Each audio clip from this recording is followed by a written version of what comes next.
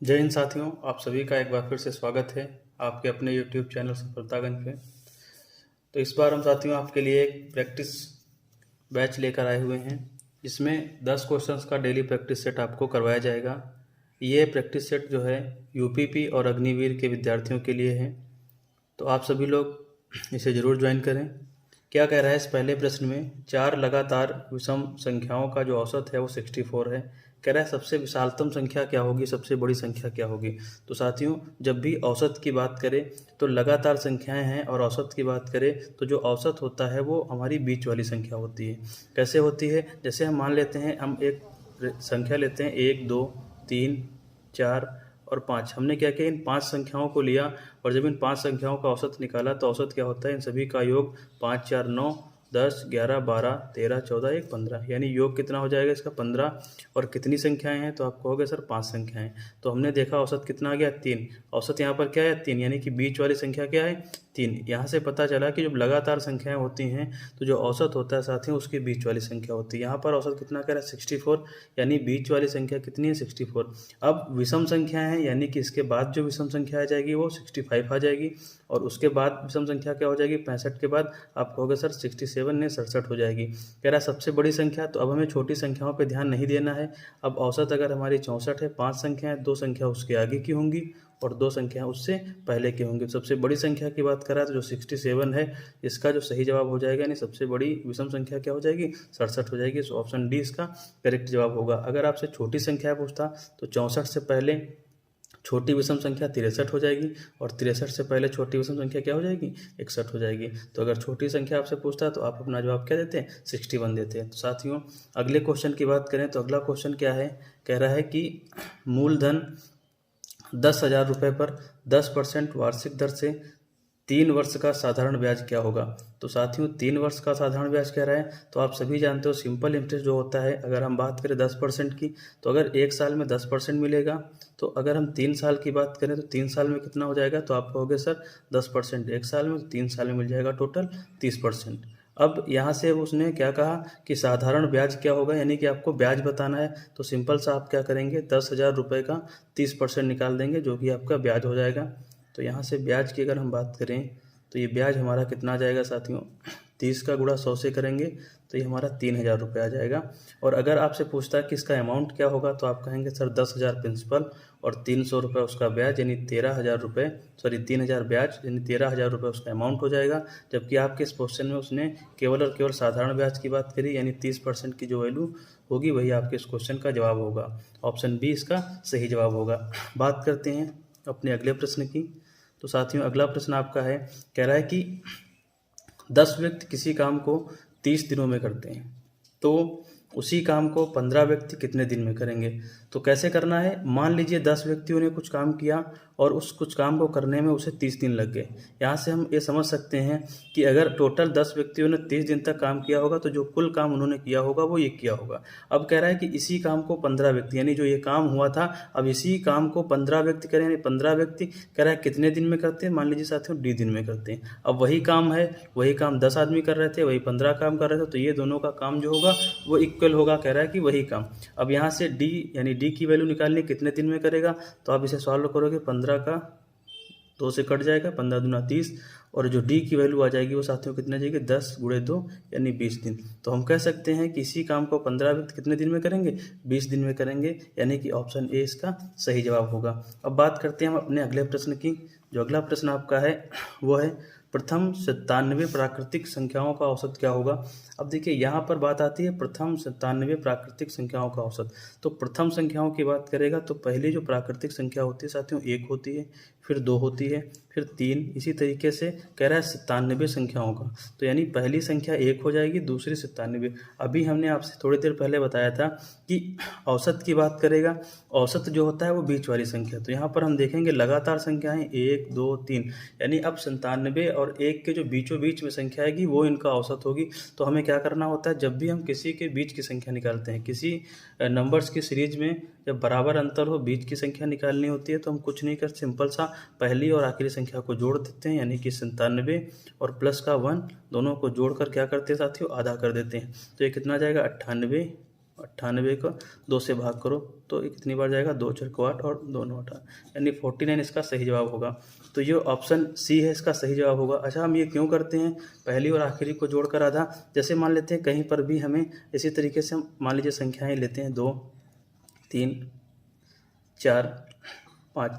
अभी हमने कहा था कि बीच वाली संख्या, देखिए यहाँ पर बीच वाली संख्या कितनी, 3। अब 3 बीच वाली संख्या कैसे आती है, हम पहली और आखिरी को जोड़कर आधा करें, क्या ऐसा होगा।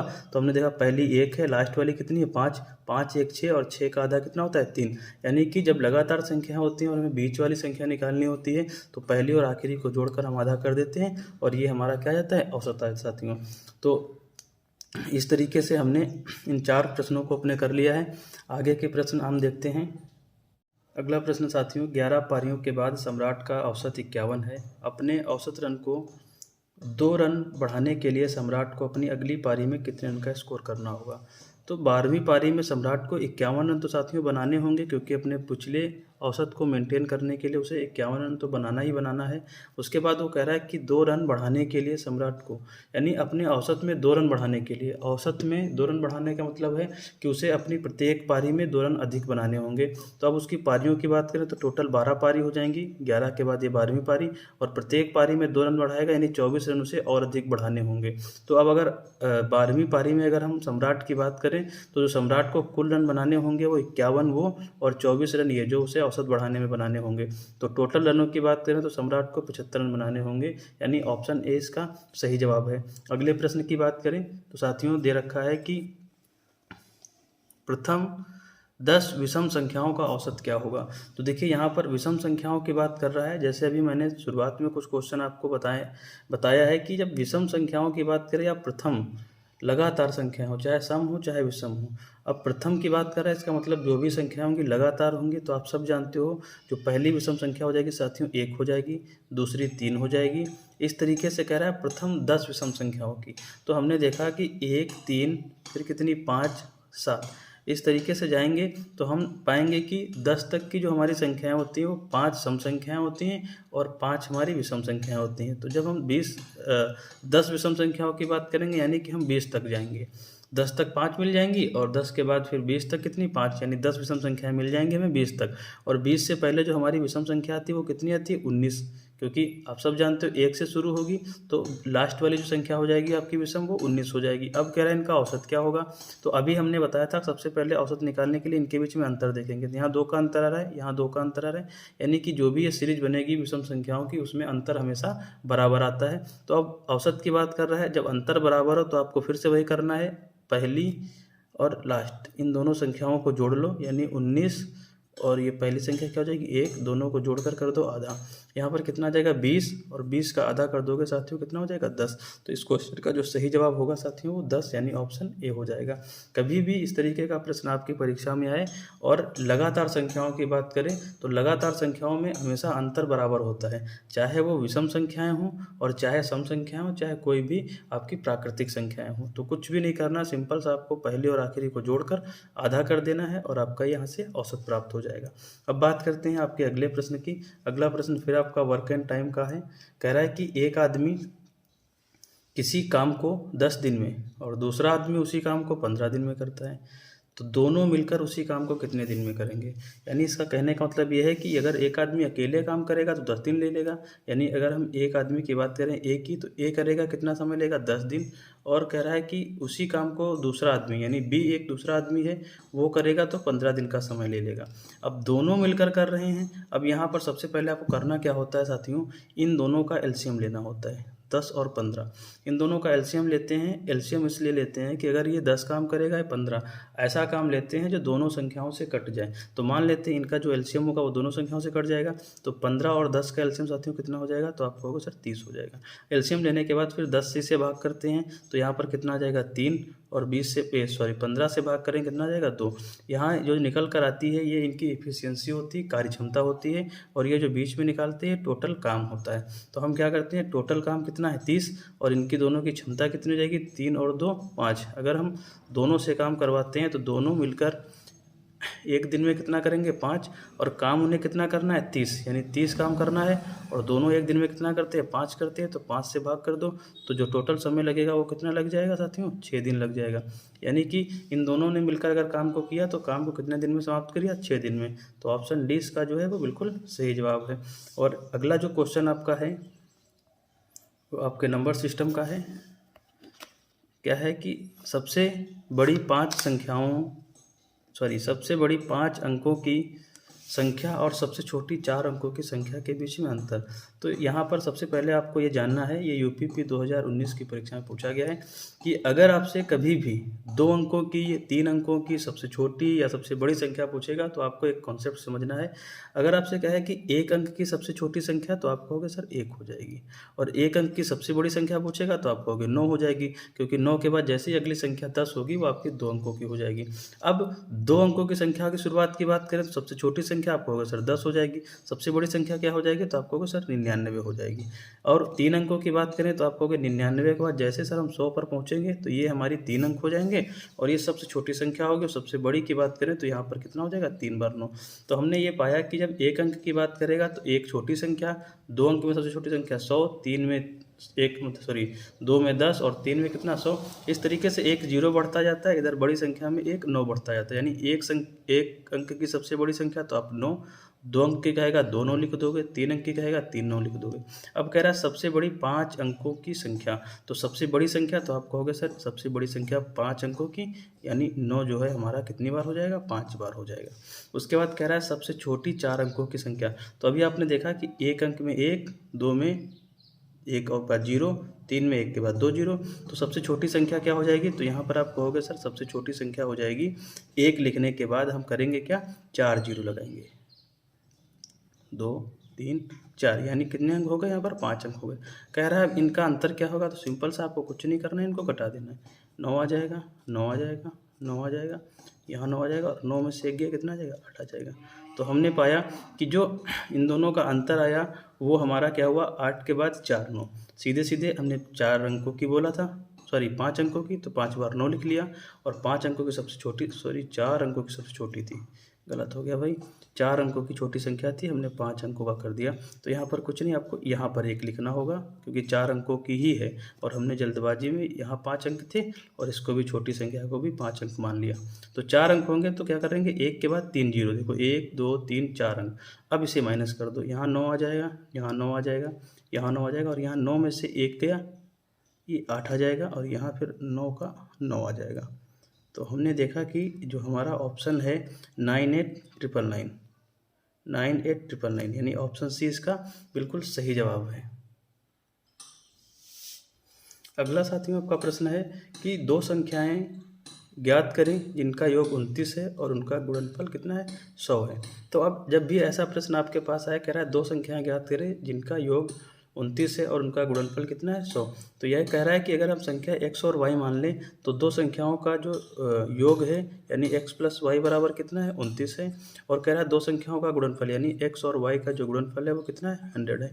अब यहाँ से x और y का मान निकालना है, तो सिंपल सा ये पहली इक्वेशन बन गई, दूसरी, तो आप इन दोनों को इक्वेशन को सॉल्व करके इस क्वेश्चन को कर सकते हैं। लेकिन कंपटीशन में क्या होता है, हमें समय का भी विशेष ध्यान देना है। तो अब कह रहा है ऐसी कौन कौन सी संख्याएं होंगी और आपको विकल्प में दे रखा है। तो अब दोनों का योग 29, ऑप्शन उस ऑप्शन को देखेंगे जहां पर दोनों का योग 29 हो जाए।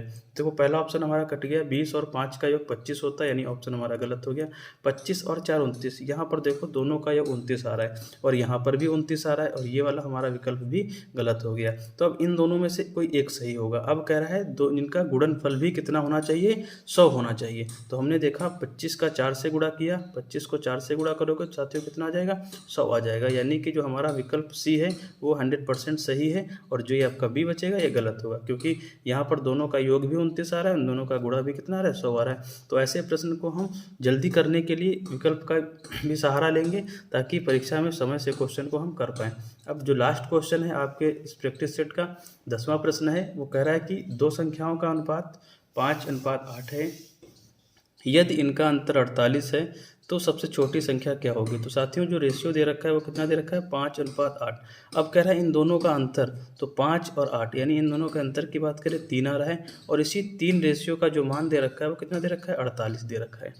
अब कह रहा है कि सबसे छोटी संख्या। तो साथियों, जिस रेशियो का मान छोटा होता है वो संख्या भी छोटी होती है, और जिस रेशियो का मान बड़ा होता है, देखिए यहाँ पर 8 अनुपात बड़ा है तो ये संख्या भी बड़ी होगी। अब छोटी संख्या की बात करें यानी 5 रेशियो का मान बताना है, तो एक एक नियम जैसे हम लोगों ने सीखा है यूनिटरी मेथड कि 3 की वैल्यू अगर 48 है तो 1 की वैल्यू कितनी हो जाएगी, 48/3। अब 1 की वैल्यू 48/3 यानी इसे सॉल्व कर लेंगे तो कितना आ जाएगा, 3 एकम 3 और 3 छक 18। 1 की वैल्यू अगर 16 हो जाएगी और आपसे कहा जाए कि 5 यूनिट का मान, तो 5 यूनिट का मान कितना हो जाएगा, 1 की अगर 16 है, 5 की कितना हो जाएगा, 16 5 80। यानी कि जो सबसे छोटी संख्या होगी वो आपकी 80 हो जाएगी। और इसी में अगर आपसे बड़ी संख्या पूछता तो एक आपकी वैल्यू 16 हो गई, और जो बड़ी संख्या होगी यानी बड़ा अनुपात कितना है, 8, 16 का 8 से गुणा कर देते तो बड़ी संख्या आपकी निकल कर आ जाती।